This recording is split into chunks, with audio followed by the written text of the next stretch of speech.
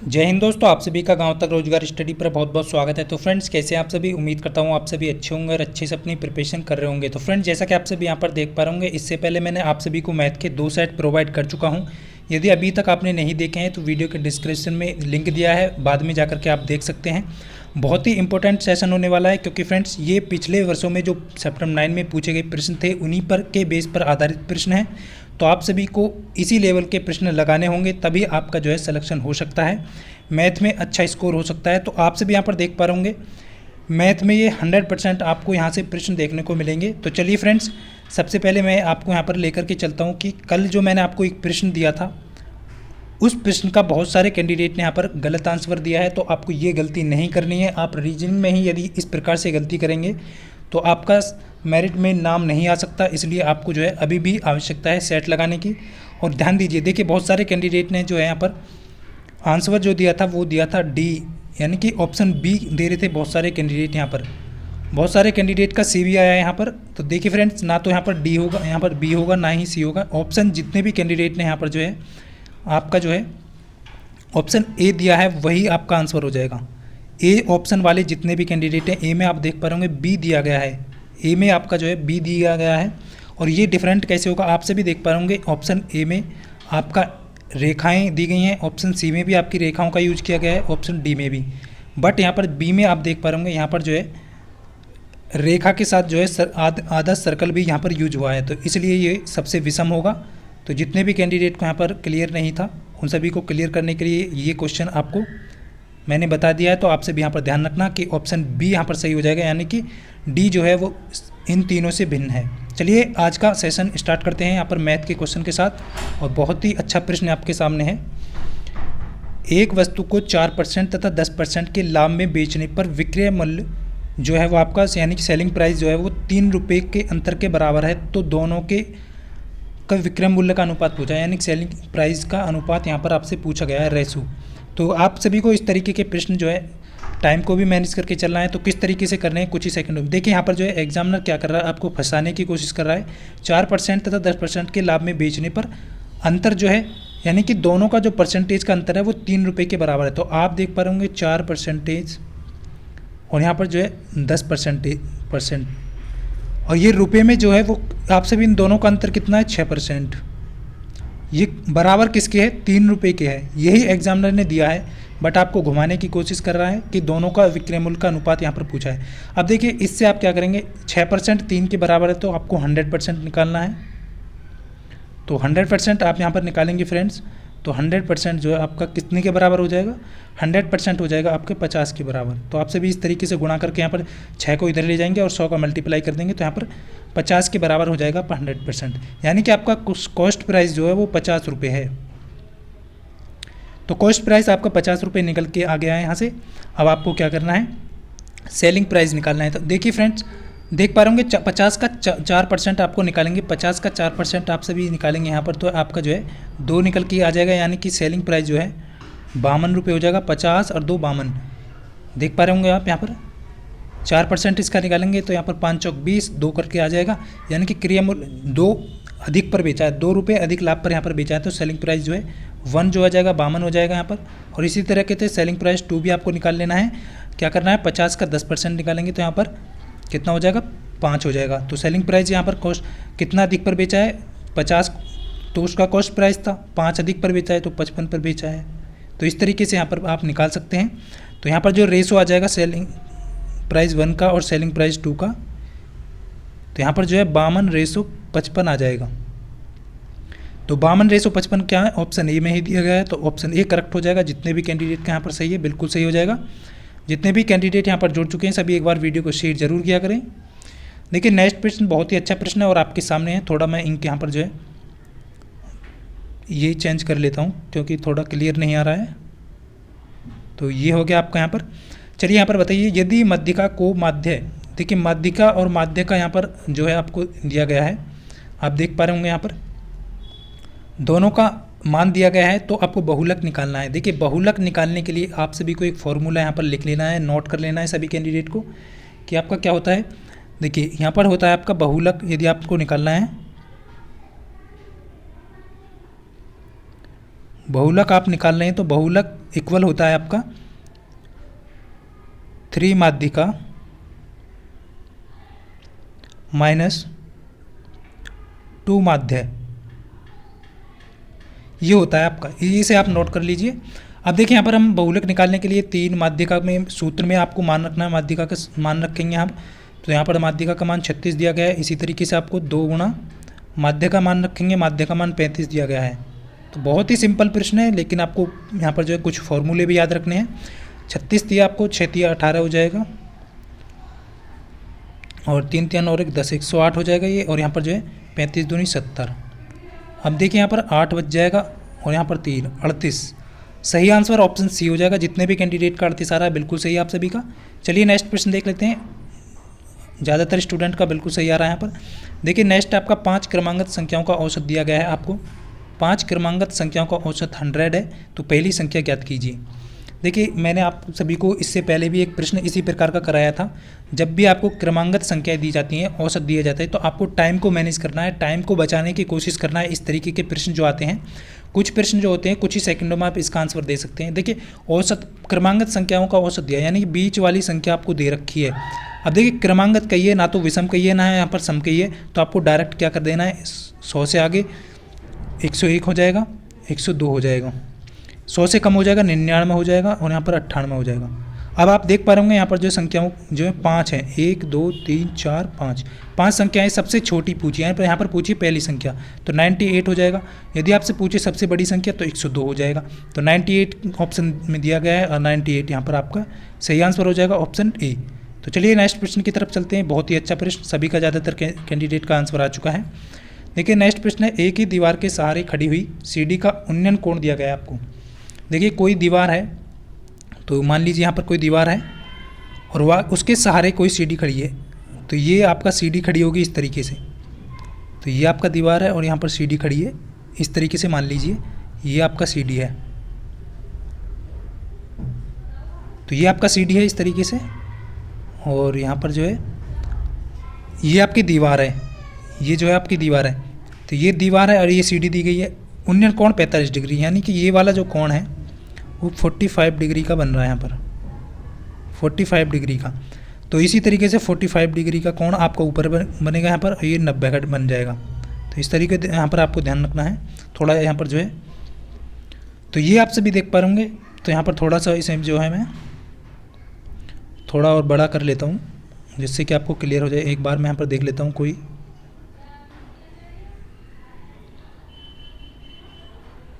तो देखिए यहाँ पर जो है मैं देख लेता हूँ। ये है आपका यहाँ पर, देखिए यहाँ पर देख लीजिए आप, क्लियरली आपको हो जाएगा। सो यहाँ पर देख पा रहे होंगे फ्रेंड्स, इस तरीके से आपको जो है, ये आपका दीवार है और ये आपकी सीढ़ी दी गई है, ये आपकी सीढ़ी है।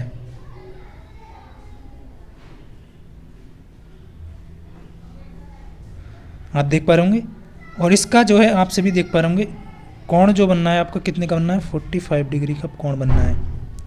इसी तरीके से 45 डिग्री का ये होगा, जब 45 डिग्री का और ये 90 डिग्री का होगा, यानी कि त्रिभुज के तीनों कोणों का योग जो है 80 डिग्री होता है, आप सभी जानते हैं। तो इस तरीके से आप इस क्वेश्चन को सॉल्व कर सकते हैं। देखिए अब 45 के, मैंने आप सभी को बताया कि आपको एक ट्रिक रखनी है, जब भी कोण 45 के बनने, तो 45 के सामने की भुजा 1 होगी आपकी, और 90 के सामने की भुजा √2 होगी। तो ये आपको ध्यान रखना है। देखिए यहाँ पर जो है दीवार से सीढ़ी की पथ की जो दूरी है, पाथ दिया गया यहाँ पर, जो उसकी जो दूरी है 4√2 दी गई है, यानी कि ये वाली जो है आपको, ये वाली जो है 4√2 दी गई है, ये वाली। तो इस तरीके से आप देख पा रहे होंगे, आप देख पा रहे होंगे फ्रेंड्स, ये भुजा होनी चाहिए एक, लेकिन ये जो है कितने गुना दी गई है, इस एक का जो है 4√2 गुना दी गई है। तो आपसे पूछी गई है कि सीढ़ी की लंबाई, यानी कि ये भुजा आपसे पूछी गई है। तो ये भी इतना ना होकर के कितना हो जाएगा, 4√2 गुना हो जाएगा। और यहाँ पर आप √2 में 4√2 की गुणा करेंगे, तो यहाँ पर जो है 4 आपका और 2 यानी कि 8 हो जाएगा। तो 8 मीटर इसका लंबाई हो जाएगा। तो इस तरीके से आप इस प्रश्न को सॉल्व कर सकते हैं। तो चलिए फ्रेंड्स नेक्स्ट प्रश्न देखते हैं। बहुत अच्छे यहाँ पर ज़्यादातर कैंडिडेट का बिल्कुल सही आ रहा है। तो देखिए नेक्स्ट प्रश्न जो है बहुत ही अच्छा प्रश्न है, और यहाँ पर जो है बहुत ही ज़बरदस्त प्रश्न आपके सामने। तो इस तरीके के प्रश्न आप आसानी से सॉल्व कर सकते हैं। तो नेक्स्ट आपका यहाँ पर ए प्लस बी बराबर 90 डिग्री है तो कॉस बी बराबर 1/3 है, तो साइन ए का मान यहाँ पर आपको निकालना है। अब देखिए फ्रेंड्स, बहुत सारे कैंडिडेट ऐसे होंगे कि इसका मान जो है वो अच्छे से नहीं निकाल पाएंगे, लेकिन कुछ ही सेकंडों में आपको आंसर देना है। देखिए ए प्लस बी, थोड़ा इंक यहाँ पर डाउन है, थोड़ा यहाँ पर जो है ब्लैक ले लेते हैं आपका।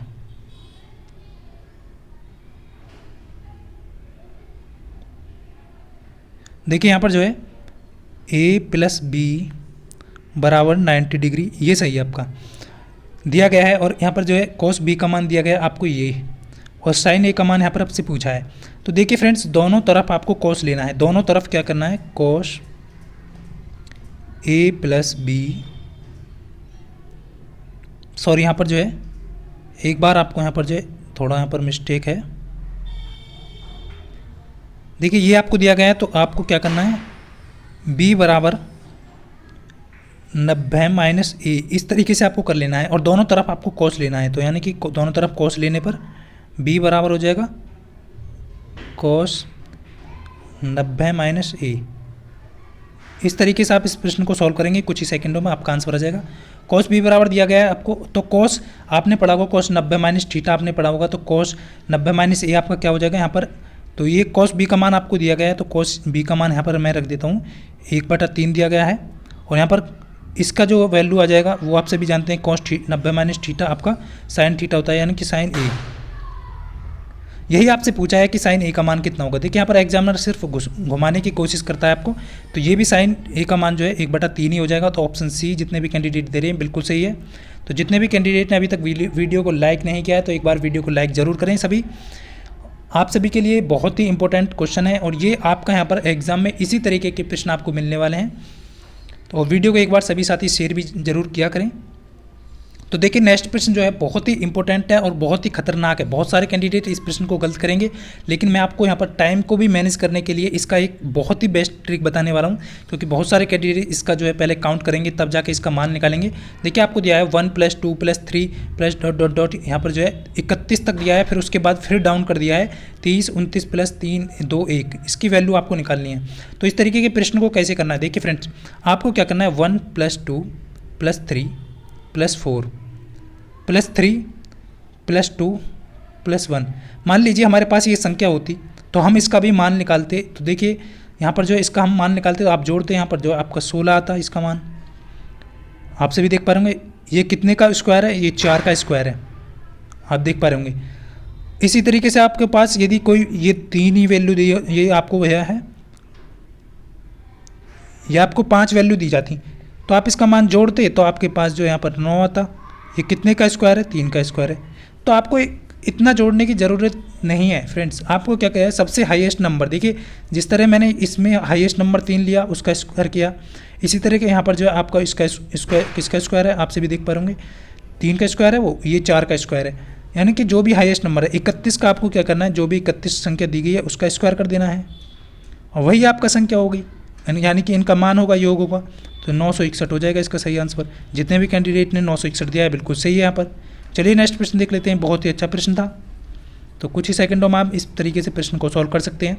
देखिए 5 क्रमांकित संख्याओं का औसत 10 है, तो बीच की संख्या कौन सी है। देखिए एग्जामिनर क्या करता है, स्टूडेंट को देखता है कि वो उसमें जो है वो कितना सेंसिटिव है, कि अपने दिमाग को कितना यूज कर पा रहा है। देखिए एग्जामिनर ने सिर्फ क्वेश्चन दिया है, अब बहुत सारे कैंडिडेट क्या करेंगे, 5 क्रमांकित संख्याओं का औसत 10 है निकालने की कोशिश करेंगे बार बार, तो बीच वाली संख्या पूछिए। लेकिन यहाँ पर ध्यान देना है आपको, बीच वाली संख्या पूछिए। 5 क्रमांकित जब भी दे आपसे विषम और सम को छोड़ के, तो आप सभी को ध्यान रखना है विषम भी वही होगा, और यहाँ पर जो है जब भी आपको इस तरीके से 5 क्रमांकित संख्याओं का औसत दिया गया है और बीच वाली संख्या पूछिए, तो वही होगा जो औसत आपको दिया है, यानी कि 10 ही आपका इसका आंसर होगा। तो ऑप्शन ए करेक्ट हो जाएगा। बहुत ही सिंपल था आप सभी के लिए, देख रहा था मैं बहुत सारे कैंडिडेट ने बिल्कुल सही दिया है यहाँ पर। चलिए नेक्स्ट प्रश्न है, यदि 3 संख्याएँ जो है 2:5:7 के अनुपात में है, तो उनका योगफल आपको 280 का आधा है, तो तीनों में से सबसे छोटी संख्या का वर्ग पूछा है। देखिए यहाँ पर जो है सबसे छोटी संख्या का वर्ग पूछा है, तो आप सभी को बहुत अच्छे, यहाँ पर बहुत सारे कैंडिडेट का बिल्कुल सही आंसर है। तो क्या हो जाएगा फ्रेंड्स, यहाँ पर जो है देखिए आप सभी से पूछा है। अब देखिए यहाँ पर जो है अनुपात में जब भी कोई वस्तु दी जाती है तो आपको क्या करना है, 2x अनुपात में x ले लेना है, क्योंकि मान लीजिए आपका 2x है और ये 5x है और ये आपका जो है 7x है। अब इनका योग दिया गया है, तो ये 2 और 5 और 7, ये आपका योग इनका जो है x बराबर 14 है, 14x हो जाएगा। और यहाँ पर जो है 280 का आधा आप सभी जानते हैं 140 होगा।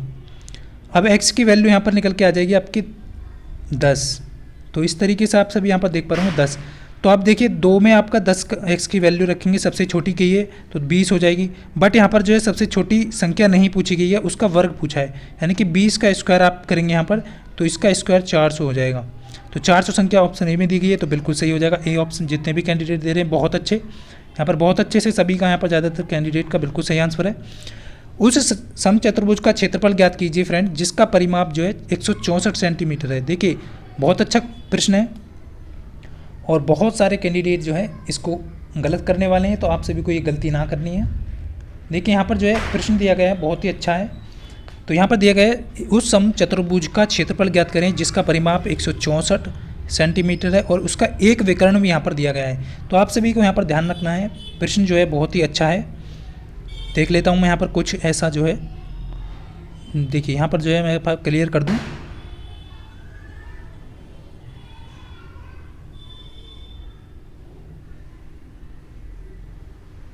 सॉरी, यहाँ पर जो है ये वाला कंडीशन नहीं लगेगी,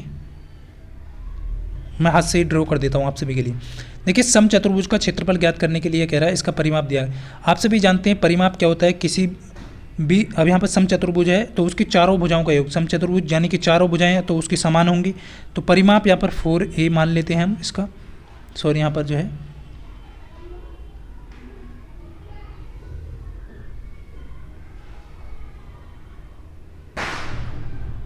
देखिए परिमाप आपका इसका 4a मान लेते हैं हम।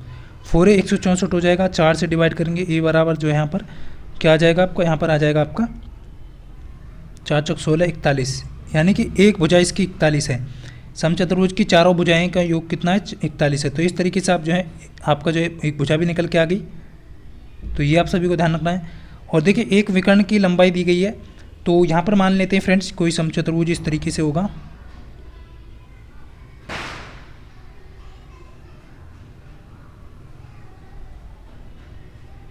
देखिए इसकी जो है ये भुजा 41 है, ये भी भुजा 41 है, ये आपका विकर्ण हो गया, ये भी भुजा 41 है और ये भी भुजा 41 है। तो देखिए यहाँ पर जो है 41 आ गई। अब इसका एक विकर्ण दिया गया है, मान लीजिए ये वाला विकर्ण दिया गया है, इसका 40 दिया गया है, ये वाला 40, यानी कि टोटल जो है 80 दी गई है विकर्ण की लंबाई। आपको इस वाले विकर्ण की लंबाई निकालनी है, कुछ वाले विकर्ण की लंबाई निकालनी है आपको। तो मैं यहाँ पर एक बार दिखा देता हूँ ड्रॉ करके। तो आपको इस वाले विकर्ण की लंबाई निकालनी है। तो ये आप सभी यहाँ पर देख पा रहे होंगे, क्षेत्रफल पूछा है लेकिन पहले विकर्ण निकालेंगे आप, तभी यहाँ पर आप क्षेत्रफल निकाल सकते हैं। तो आप सभी ने, मैंने आप सभी को पीछे भी बताया फ्रेंड्स कि आप सभी को ट्रिपलेट याद रखना है। देखिए 40 41 ये किस ट्रिपलेट से बनेगा। देखिए मैंने आप सभी को पहले बताया था कि आपको 6 8 10 ये ट्रिपलेट आपको ध्यान रखने हैं। 6 8 10 यानी कि 3 4 5 ये आपका ट्रिपलेट होते हैं। और यहाँ पर जो है आपका 5 12 17 ये बहुत यूज होता है, 5 12 17 ये भी बहुत यूज होता है आपका। और यहाँ पर एक होता है 8 15 17 8 15 17 ये भी होता है आपका। और एक आपका जो है यही होगा कि 9 40 और 41 ये ट्रिपलेट आपको याद कर लेने हैं। या फिर आपको जो है यहाँ पर टाइम लगेगा, आप निकाल सकते हैं कर्ण का स्क्वायर बराबर लंब का स्क्वायर प्लस बेस का स्क्वायर। तो इस तरीके से आप निकाल सकते हैं। तो ये भुजा आपकी 9 निकल के आ जाएगी यहाँ पर। ये जो भुजाएं 9 ये भी 9 हो जाएगी और ये भी 9, यानी कि टोटल विकर्ण जो है इसका जो है 18 आ जाएगा। दूसरे विकर्ण का जो मान आ जाएगा 18 मीटर आ जाएगा यहाँ पर, सॉरी सेंटीमीटर आ जाएगा। अब देखिए यहाँ पर जो है समचतुर्भुज का क्षेत्रफल बहुत सारे कैंडिडेट को याद होगा क्या होता है इसका चतुर्भुज का क्षेत्रफल। तो ये 1/2 विकर्णों का गुणनफल D1 गुना D2। तो आप सभी 1/2 और गुना, यहाँ पर जो है विकर्ण 1 18 हो गया, एक आपका 80 है और यहाँ पर जो है 2 से 18 काटेंगे तो 9 और 9 8 72 यानी कि 720 सेंटीमीटर इसका सही आंसर स्क्वायर आ जाएगा, इसका सही आंसर ऑप्शन बी करेक्ट हो जाएगा। इस तरीके से भी आप निकाल सकते हैं। यदि आपको समचतुर्भुज का क्षेत्रफल का फॉर्मूला नहीं पता है तो आप क्या करेंगे, समकोण त्रिभुज का क्षेत्रफल लगा करके क्षेत्रफल निकालेंगे। समकोण त्रिभुज का क्षेत्रफल आप सभी जानते हैं 1/2 लंब गुणा आधार, ये निकालेंगे और उसमें 4 का मल्टीपल कर देंगे क्योंकि इसमें 4 आपके समकोण त्रिभुज बने हुए हैं। तो इस तरीके से भी आप यहाँ पर निकाल सकते हैं। चलिए नेक्स्ट प्रश्न बहुत अच्छा है। तो तो आप जो है कुछ ही सेकंडों में प्रश्न को कर सकते हैं। अब देखिए यहाँ पर जो है समीकरण दिया गया है, द्विघात समीकरण x square minus 19x plus 88 बराबर 0 का एक मूल यहाँ पर दिया गया है आप सभी के सामने 8, तो दूसरा मूल आपको निकालना है। देखिए इस प्रकार के प्रश्न को कैसे सॉल्व करेंगे। आप सभी जानते हैं ए एक्स स्क्वायर, सॉरी यहाँ पर जो है आप सभी जानते हैं एक्स स्क्वायर प्लस, देखिए आप सभी को पहले जो है यहाँ पर थोड़ा आज देखिए x square minus alpha plus beta x plus alpha beta बराबर 0, ये द्विघात समीकरण का एल्फा और मूलों का मान निकालने वाला समीकरण है। आप सभी इस समीकरण को जानते होंगे। जब भी आपको दोनों मूल दिए जाते हैं तब भी आप इससे जो है आंसर द्विघात समीकरण निकाल सकते हैं। तो समीकरण क्या होगी, और यहाँ पर मूल भी आप निकाल सकते हैं, दूसरा मूल। तो आप सभी को दिया गया है, देखिए यहाँ पर जो है एल्फा प्लस बीटा यानी कि मूलों का गुणनफल आपको दिया गया है। तो मूलों का गुणनफल 88 दिया गया है, और जिसमें जो है आपका एक मूल का मान दिया है, यानी एल्फा का मान आपको मान लेना है यहाँ पर 8, तो बीटा का मान यहाँ पर आप निकालेंगे तो 88/8 कर देंगे। तो यहाँ पर जो है बीटा का मान कितना आ जाएगा, आपका 8 आ जाएगा। इस तरीके से यहाँ पर 11 आ जाएगा। तो इस तरीके से निकाल सकते हैं, क्योंकि मूलों का गुणनफल 88 है, एक का मान 8 है, तो दूसरे का मान ऐसे भी आप गुणा करके निकाल सकते हैं, तो 11 हो जाएगा इसका सही आंसर। तो इस तरीके से जो है यहाँ पर जो है ये आप सभी को ध्यान रखना है, इसका जो सही आंसर हो जाए 11 हो जाएगा, यानी दूसरा मूल जो पूछा गया है बी ऑप्शन करेक्ट हो जाएगा। चलिए नेक्स्ट प्रश्न देख लेते हैं। बहुत ही अच्छा प्रश्न है, बहुत अच्छे सभी कैंडिडेट का बिल्कुल सही है यहाँ पर। और एक बार जितने भी साथियों ने अभी तक वीडियो को लाइक नहीं किया है तो वीडियो को लाइक जरूर किया करें, और इसका जो PDF है वीडियो के डिस्क्रिप्शन से आप डाउनलोड कर सकते हैं विद सॉल्यूशन के साथ। अब देखिए यहाँ पर जो है प्रश्न बहुत अच्छा है, और इस प्रश्न को करने के लिए आप सभी को क्या करना होगा। देखिए यहाँ पर दिया है tan की 4 थीटा दिया गया, tan की 4 theta plus tan square theta बराबर 11 है, तो sec की 4 माइनस sec स्क्वायर थीटा यहाँ पर आपको निकालना है। तो देखिए फ्रेंड्स, इस प्रश्न को निकालने के लिए आपको क्या करना होगा, सबसे पहले मैं यहाँ पर आप सभी को दिखा दूँ। तो इसका निकालने के लिए आप सभी जानते हैं, देखिए यहाँ पर जो है आपको tan स्क्वायर थीटा कॉमन लेना है, तो यहाँ पर क्या हो जाएगा tan स्क्वायर थीटा प्लस 1 बराबर 11, इस तरीके से आपको लेना है। अब देखिए आप सभी जानते हैं 1 प्लस tan स्क्वायर थीटा, ये जो आपका अंदर वाला क्या हो जाएगा sec square theta, tan square theta into आपका sec स्क्वायर थीटा बराबर 11। आप सभी को क्या करना है, tan स्क्वायर थीटा की वैल्यू रखनी है। अब यहाँ पर tan स्क्वायर थीटा बराबर क्या होगा, आपका हो जाएगा sec स्क्वायर थीटा माइनस 1, ये हो जाएगा, और sec इंटू में sec स्क्वायर थीटा बराबर 11। अब देखिए यहाँ पर अंदर जो है sec स्क्वायर का मल्टीपल करेंगे तो यहाँ पर जो है आपका sec की 4 theta minus sec square theta बराबर 11 ही आ जाएगा।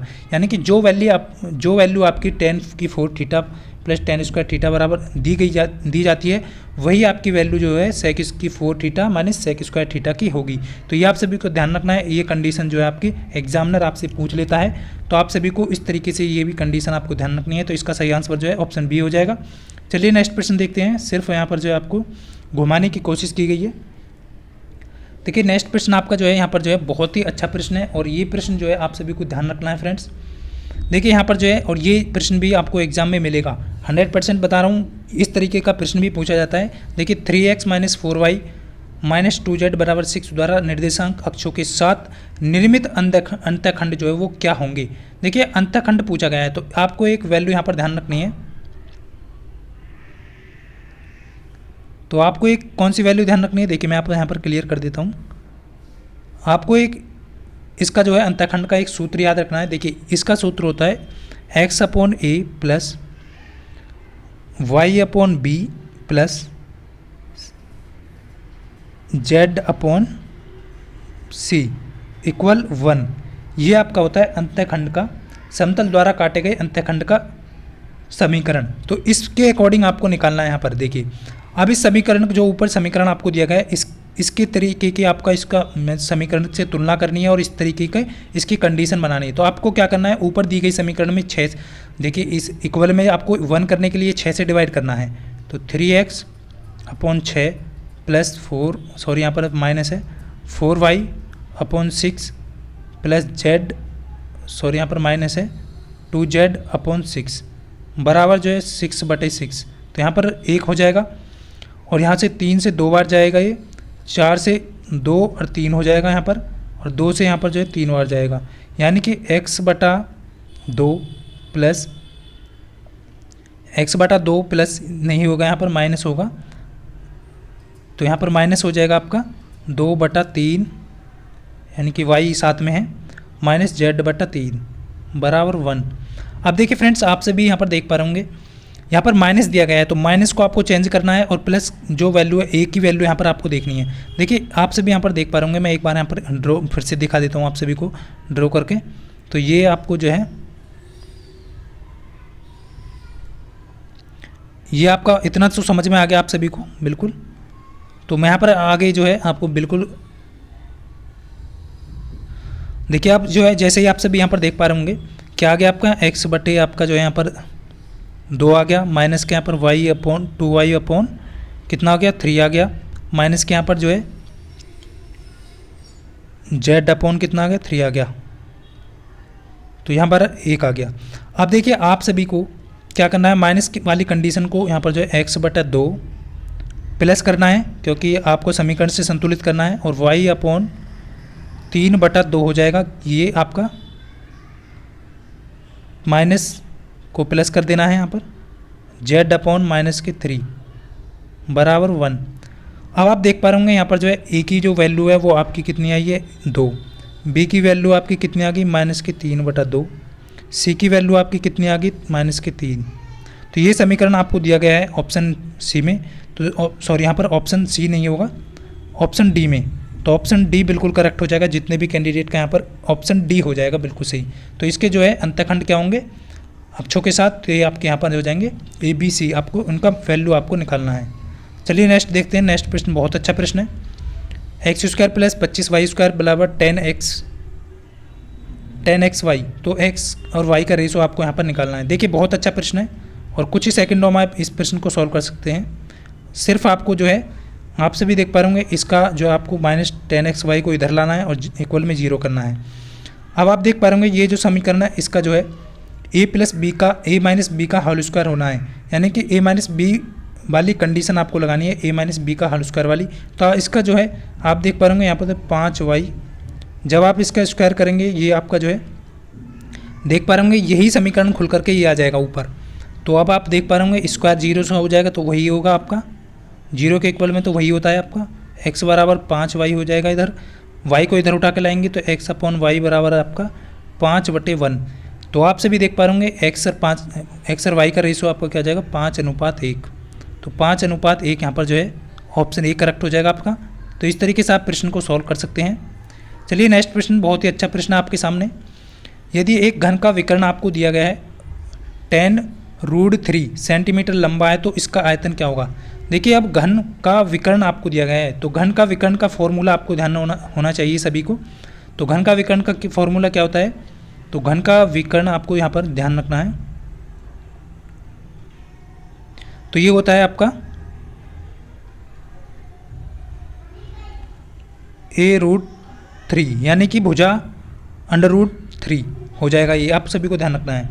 तो ये होता है आपका विकर्ण का फॉर्मूला, और आप सभी को यहाँ पर दे a की वैल्यू निकालनी है, तो आप इससे तुलना इसकी करेंगे तो आप सभी देख पा रहे होंगे a की वैल्यू 10 आ जाएगी यहाँ पर, 1 की वैल्यू 10 आ गई यहाँ पर। अब आपसे आयतन पूछा है, तो घन का आयतन होता है भुजा की घात 3, तो 10 की घात 3 यहाँ पर करेंगे तो आपका जो है 1000 घन सेंटीमीटर आपका सही आंसर यहाँ पर हो जाएगा। बहुत अच्छे, सभी कैंडिडेट का, ज़्यादातर स्टूडेंट का बिल्कुल सही आया यहाँ पर। चलिए नेक्स्ट प्रश्न देख लेते हैं। तो बहुत ही सिंपल था। नेक्स्ट आपका 1400 रुपये में खरीदी गई एक साइकिल को 15% की हानि पर बेचा गया है, तो विक्रय मूल्य ज्ञात कीजिए, यानी सेलिंग प्राइस ज्ञात कीजिए। देखिए इस तरीके का प्रश्न भी आता है। तो आप सभी को क्या करना है, 15% का क्या करना है फ्रेंड्स आपको, बहुत अच्छे यहाँ पर। और अभी तक वीडियो को लाइक नहीं किया है तो वीडियो को लाइक ज़रूर करें सभी साथी, और इसका PDF आपको वीडियो के डिस्क्रिप्शन में मिल जाएगा। देखिए 15% जो है वो आपका हानि हुआ है, तो 15% को आपको फ्रैक्शन में लिखना है, तो आप सभी करेंगे 3/20 हो जाएगा इसका। यानी कि कोई वस्तु आपका, मान लेते हैं हम फ्रेंड्स यहाँ पर जो है कॉस्ट प्राइस किसी वस्तु का 20 रहा होगा, ये आपका कॉस्ट प्राइस है, तो उसे जो है कितने लॉस पर बेचा है, तो 3 का यहाँ पर जो है माइनस घाटा हुआ है, यानी कि 17 में उसे बेचा गया है, ये आपका सेलिंग प्राइस। अब देखिए कॉस्ट प्राइस जो है वो आपको 20 में ना बेच करके कितने में बोल रहा है, आपका यहाँ का भाई क्या है 1400 रुपये में, तो कितने गुना है, तो 70 गुना है इसका। इसी तरीके से सेलिंग प्राइस भी जो है आपका कितना होगा, 17 ना होकर के इसका जो है 70 गुना होगा। तो 70 गुना 17 का आप करेंगे तो 17 एकम 70, 17 सत्ते 119। तो इस तरीके से यहाँ पर जो राइट आंसर 1190 रुपये हो जाएगा। तो यही आपसे पूछा गया है विक्रयमूल्य। चलिए नेक्स्ट प्रश्न देखते हैं, बहुत ही अच्छा प्रश्न था। और नेक्स्ट प्रश्न फ्रेंड्स आप सभी के लिए जो है होमवर्क है, और इस सभी का देखिए होमवर्क क्या होगा कि आप सभी को वीडियो ऑफलाइन होने के पश्चात कमेंट करके बताना है। बहुत सारे कैंडिडेट यहाँ पर कमेंट नहीं करते हैं। देखिए आप सभी को इस तरीके के प्रश्न का जवाब देना बहुत ज़रूरी है। जैसे कि कल वाले प्रश्न का बहुत कैंडिडेट ने यहाँ पर जवाब दिया, तो उन्हें मालूम चला कि कौन सा ऑप्शन सही था, कौन सा गलत था। इसलिए आपको भी इसका वीडियो ऑफलाइन होने के पश्चात कमेंट बॉक्स में आंसर देना है कि इस समीकरण का हल क्या होगा। आपको 4 ऑप्शन दिए गए हैं, 4 ऑप्शन टाइप करके आप उसके आगे आंसर लिखें, जैसे कि डी बराबर करके आप -6 -4 या 4 या फिर 6। तो इसका आंसर आपको करना है। इसका PDF आप सभी को वीडियो के डिस्क्रिप्शन से मिल जाएगा विद सॉल्यूशन।